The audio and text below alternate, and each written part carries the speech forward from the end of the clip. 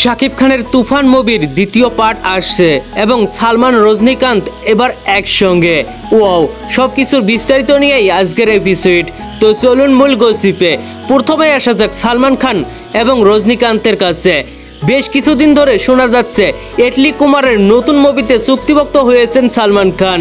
সেই সিনেমায় সাউথ থেকেও একজন সুপারস্টার থাকার কথা রয়েছে। শোনা যাচ্ছে রজনীকান্ত থাকতে পারে এটলি কুমারের সেই প্রজেক্টে।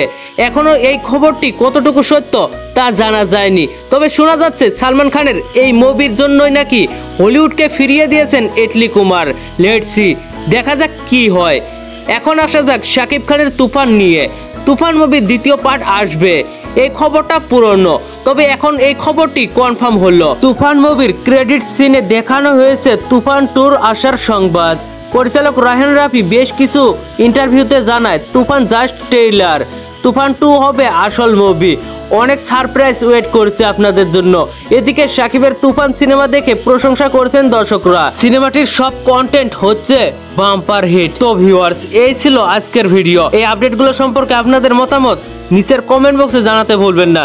আর ভিডিওটি ভালো লাগলে একটি লাইক দিয়ে বন্ধুদের মাঝে বেশি বেশি করে শেয়ার করুন। ধন্যবাদ পুরো ভিডিওটির সঙ্গে থাকার জন্য।